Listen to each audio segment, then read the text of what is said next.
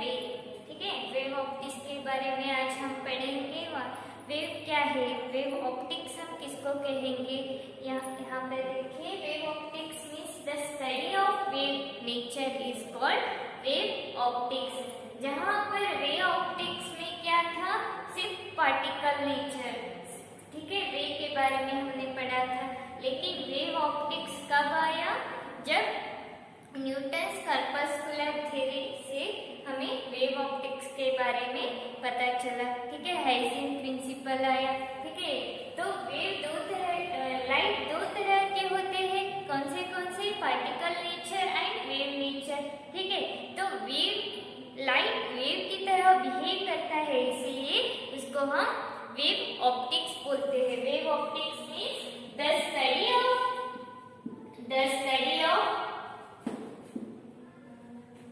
wave nature of light,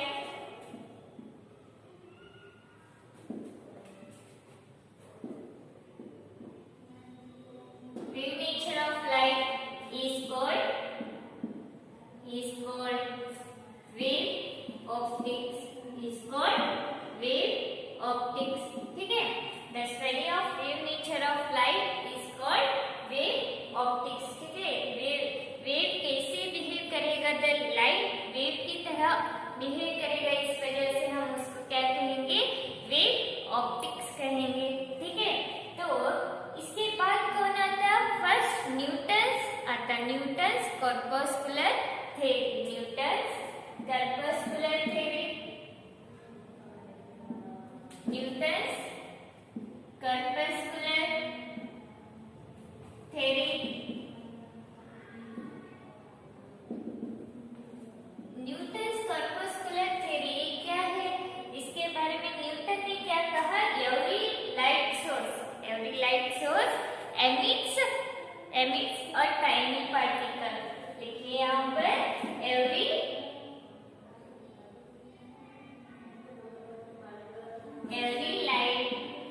every light source emits a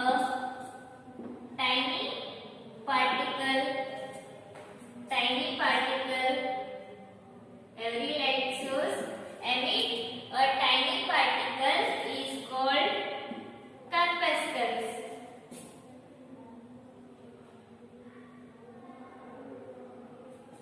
ये कैसा होगा, इलास्टिक, रिजिड एंड मासलेस होगा, elastic, rigid and massless होगा।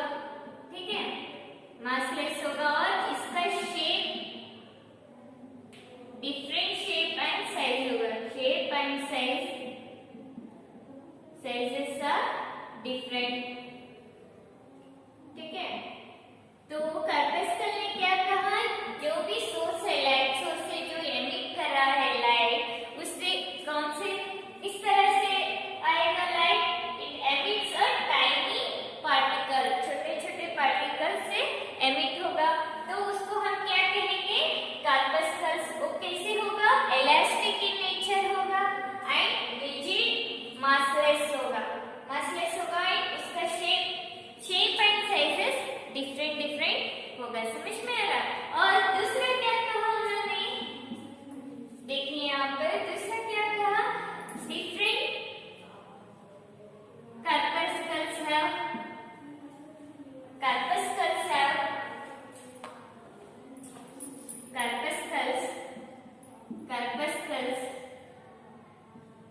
corpuscles have different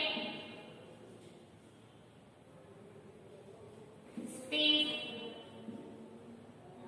and different shapes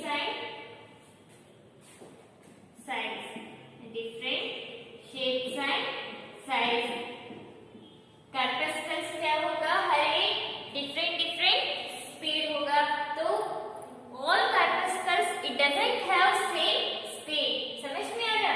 तो corpuscles means एक source है, ठीक है, हमारे पास एक लाइट सोर्स है, उससे जो एमिट हो रहा है वो क्या होगा, टाइनी पार्टिकल्स होगा, दूसरे शेप्स में। ठीक है, तो वो दूसरी जो शेप्स है वो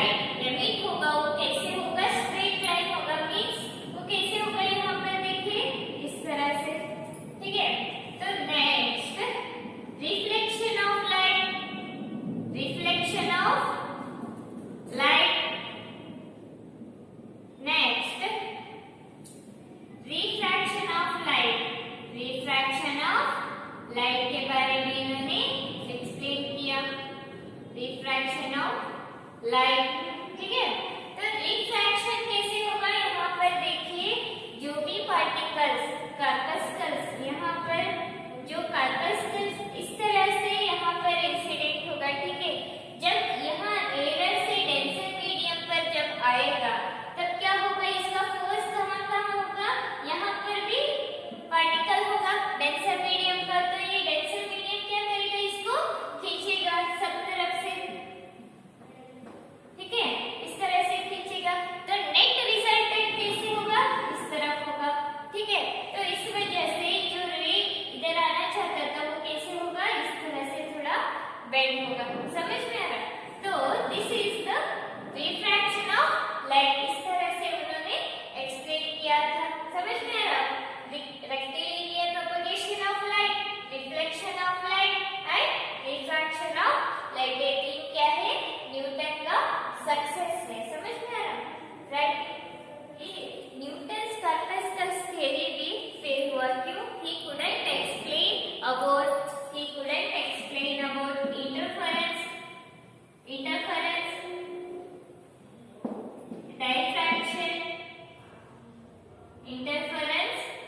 diffraction and polarization,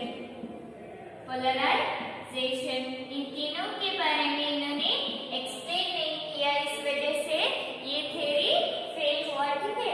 इंटरफेरेंस क्या है, डिफ्रैक्शन क्या है, पोलराइजेशन क्या है, हम आगे देखेंगे, ठीक है, आगे आगे आएगा ये सब, ठीक है।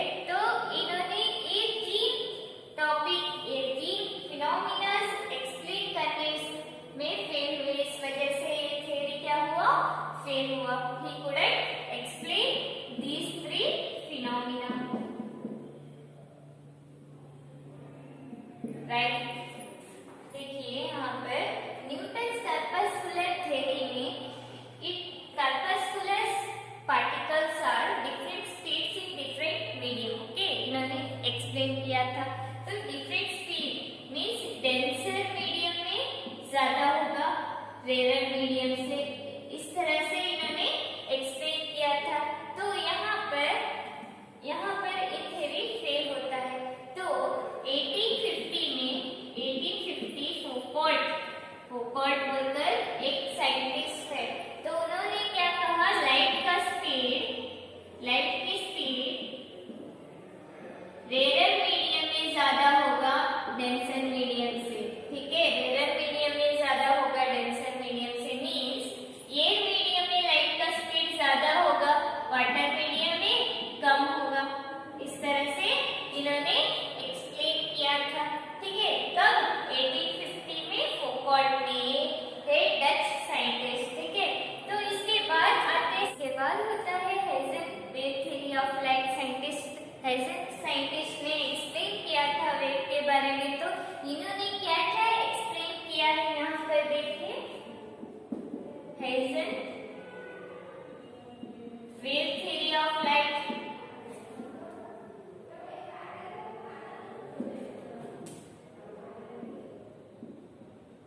हेज़ेनबर्ग थ्योरी ऑफ लाइट। तो इन्होंने क्या क्या एक्सप्लेन किया है हेज़ेनबर्ग ने, तो यहाँ पर देखिए इन्होंने पहले का रेक्टिलिनियर, फर्स्ट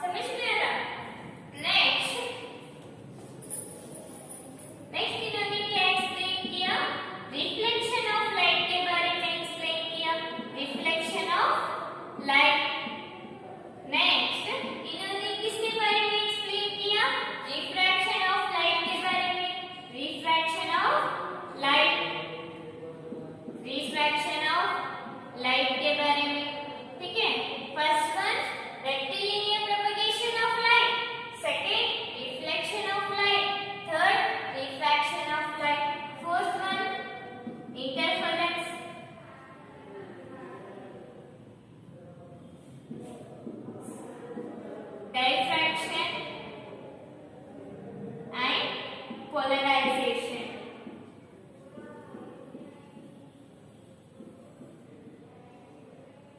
लेकिन यहाँ पर लिसन हियर, यहाँ पर लाइट कैसे बिहेव कर रहा है, मैकेनिकल वेव। लेकिन पोलराइजेशन में दो तरह के होंगे, ठीक है। पोलराइज्ड वेव तो कौन से होंगे, इलेक्ट्रिक एंड मैग्नेटिक वेव होगा। तो इलेक्ट्रिक एंड मैग्नेटिक वेव इस तरह से आएगा,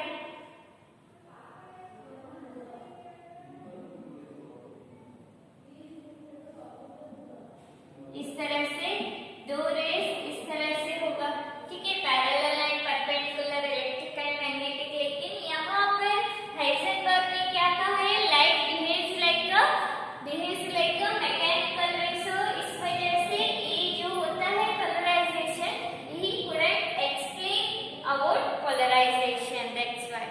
समझ में आ रहा?